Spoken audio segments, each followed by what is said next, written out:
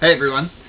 I wanted to talk to you guys a bit today about a few things that have kind of been in my head lately, and more than me expressing my opinion and talking about what I think, I wanted to actually put my opinions and thoughts out there, but I'm really quite interested in getting comments and video responses and everything from you guys, because I really kind of want to know what you think.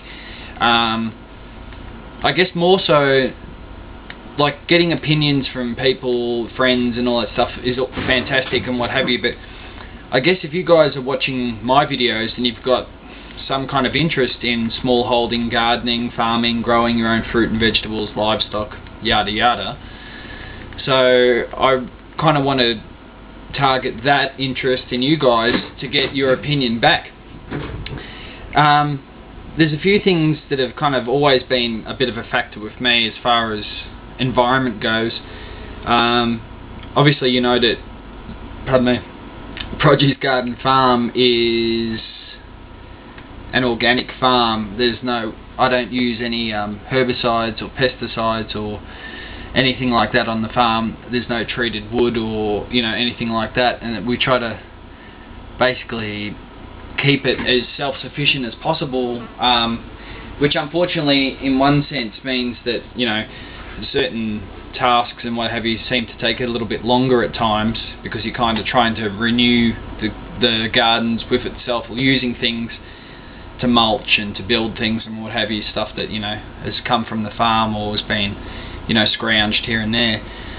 So I do get a lot of emails in regards to like organic growing and permaculture and stuff like that, people saying, I guess there's a lot of, I don't want to say ignorance, because people, if they don't know anything else, then they have a certain belief system, and that's fine. They're just not open, haven't been exposed to other ideas. But there seems to be a general consensus about organic growing and permaculture being like some kind of hardcore task for agriculture and what have you, and people saying, oh, like you couldn't do that in agriculture, it wouldn't work, and as far as I'm concerned, that's just a load of BS. Like, I believe that if certain organic, more so certain permaculture ideals were integrated into greater agriculture and livestock and what have you, then we would see have a greater yield and reduce the amount of chemicals that we're actually putting into the earth. There's been a lot of stuff going on lately as far as like I've been talking to a lot of people about like genetically modified food, not just fruit and vegetables, but animals as well, especially chickens, growth hormones in chickens and what have you. And I don't know, it just seems so insane to me doing that kind of stuff. Like, you've got this chicken which has as nature has intended it, is a perfect vehicle on its own to live, feed, produce eggs and meat if one wishes, but there's nothing wrong with it. It's like that, trying to fix the wheel that's not broken.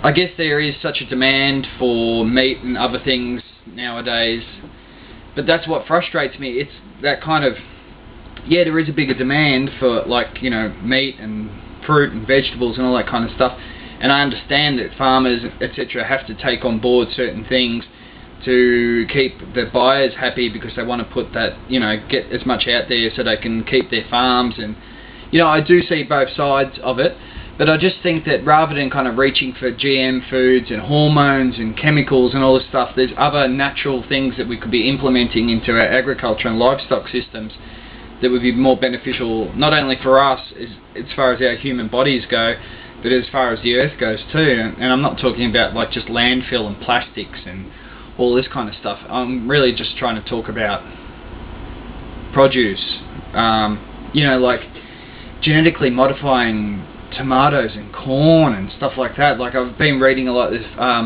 friend on here, Ellie, has been posting some stuff, not on YouTube, in regards to Monsanto and GM corn in Mexico and stuff like that. And that sparked a bit of interest in me, and I kind of did a lot more research and found out a lot more about it. And the whole growth pattern of let's stay with corn in Mexico. Mexico, as far as I understand, like, I'm just this, you know, ignorant dude in Victoria, Australia. You know, I've travelled a lot, but, you know, as far as I see it, corn is one of the main staples as far as food goes in Mexico. I could be wrong. That's my understanding. So to genetically modify something like that, it just seems to me like food terrorism. You know, like I know that sounds kind of hardcore, but I don't think a lot of us actually understand the consequences down the track of what we're doing with, you know, as farmers and agriculture are actually doing, modifying our fruit, vegetables, water and meat products. You know, I just don't think it's right to be eating a chicken, like I said before, a chicken that's been injected with hormones, so it actually is, you know, got more meat on it.